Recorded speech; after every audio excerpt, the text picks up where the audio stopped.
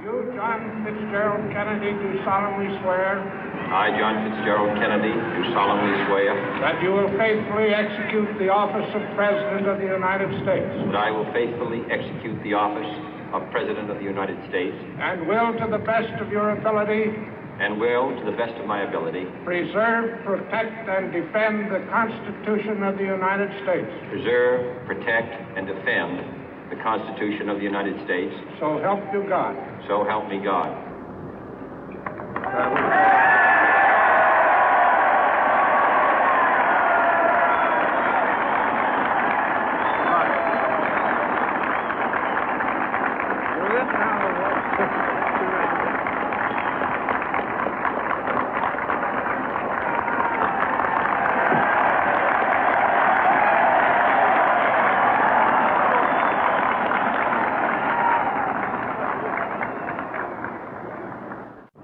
Vice President Johnson, Mr. Speaker, Mr. Chief Justice, President Eisenhower, Vice President Nixon, President Truman, Reverend clergy, fellow citizens.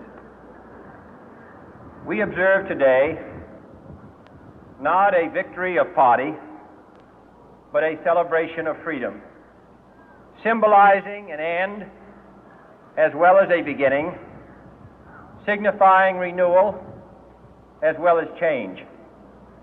For I have sworn before you and Almighty God the same solemn oath our forebears prescribed nearly a century and 3/4 ago. The world is very different now, for man holds in his mortal hands the power to abolish all forms of human poverty and all forms of human life. And yet the same revolutionary beliefs for which our forebears fought are still at issue around the globe. The belief that the rights of man come not from the generosity of the state, but from the hand of God. We dare not forget today that we are the heirs of that first revolution. Let the word go forth from this time and place to friend and foe alike that the torch has been passed to a new generation of Americans born in this century, tempered by war, disciplined by a hard and bitter peace, proud of our ancient heritage, and unwilling to witness or permit the slow undoing of those human rights to which this nation has always been committed and to which we are committed today at home and around the world.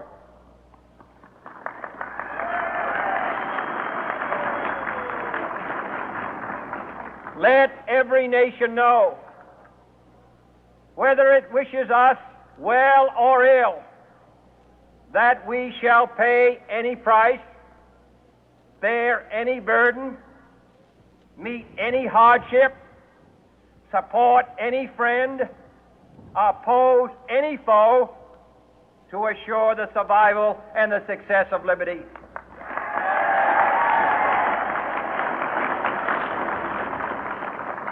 This much we pledge and more.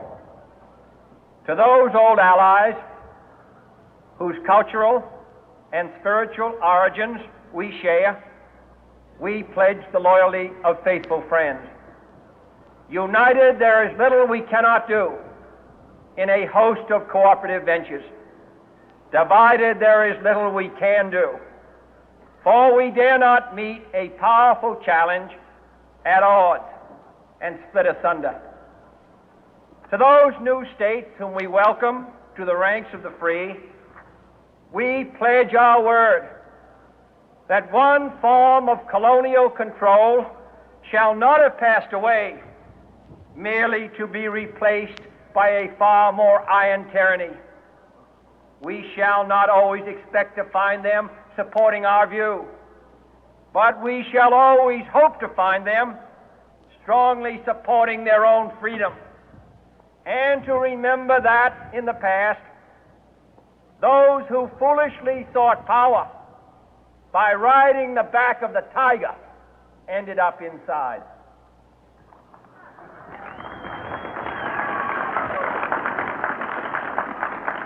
To those people in the huts and villages of half the globe struggling to break the bonds of mass misery, we pledge our best efforts to help them help themselves for whatever period is required, not because the communists may be doing it, not because we seek their votes, but because it is right.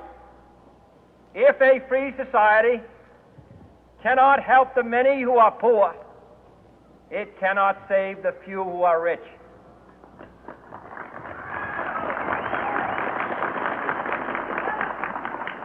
To our sister republics south of our border, we offer a special pledge to convert our good words into good deeds, in a new alliance for progress, to assist free men and free governments in casting off the chains of poverty.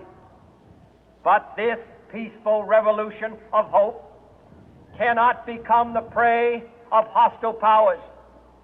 Let all our neighbors know that we shall join with them to oppose aggression or subversion anywhere in the Americas. And let every other power know that this hemisphere intends to remain the master of its own house.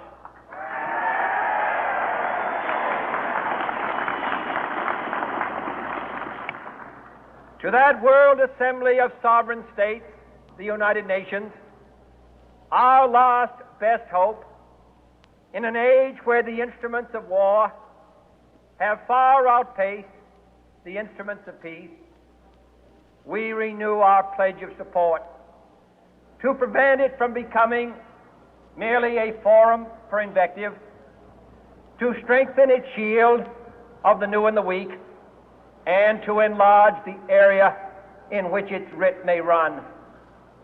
Finally, to those nations who would make themselves our adversary, we offer not a pledge, but a request that both sides begin anew the quest for peace. Before the dark powers of destruction, unleashed by science, engulf all humanity in planned or accidental self-destruction, we dare not tempt them with weakness, for only when our arms are sufficient beyond doubt can we be certain beyond doubt that they will never be employed. But neither can two great and powerful groups of nations take comfort from our present course, both sides overburdened by the cost of modern weapons, both rightly alarmed by the steady spread of the deadly atom, yet both racing to alter that uncertain balance of terror that stays the hand of mankind's final war. So let us begin anew, remembering on both sides that civility is not a sign of weakness, and sincerity is always subject to proof. Let us never negotiate out of fear, but let us never fear to negotiate.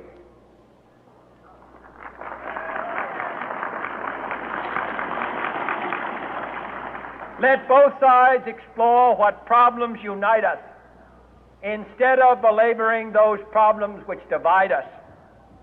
Let both sides, for the first time, formulate serious and precise proposals for the inspection and control of arms, and bring the absolute power to destroy other nations under the absolute control of all nations.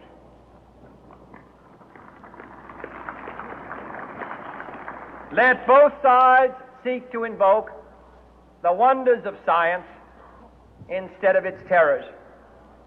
Together, let us explore the stars, conquer the deserts, eradicate disease, tap the ocean depth, and encourage the arts and commerce.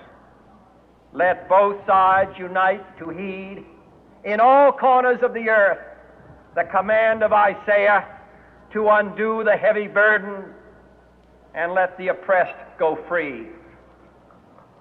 And if a beachhead of cooperation may push back the jungle of suspicion, let both sides join in creating a new endeavor, not a new balance of power, but a new world of law, where the strong are just and the weak secure and the peace preserved.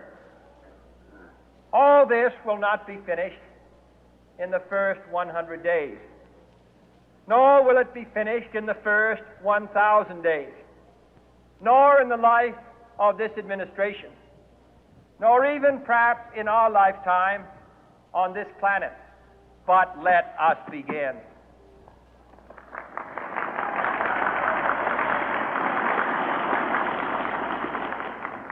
In your hands, my fellow citizens, more than mine, will rest the final success or failure of our course. Since this country was founded, each generation of Americans has been summoned to give testimony to its national loyalty.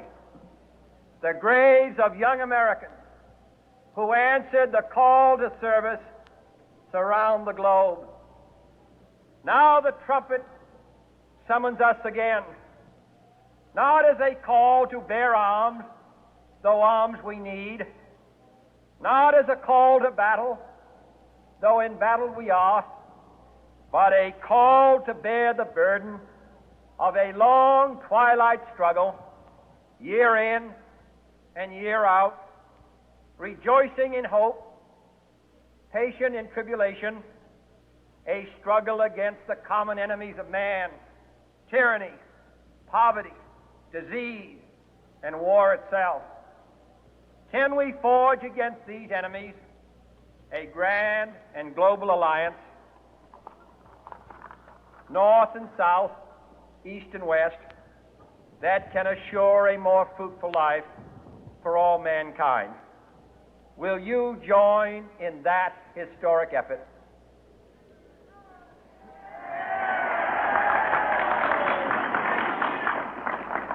In the long history of the world, only a few generations have been granted the role of defending freedom in its hour of maximum danger. I do not shrink from this responsibility. I welcome it.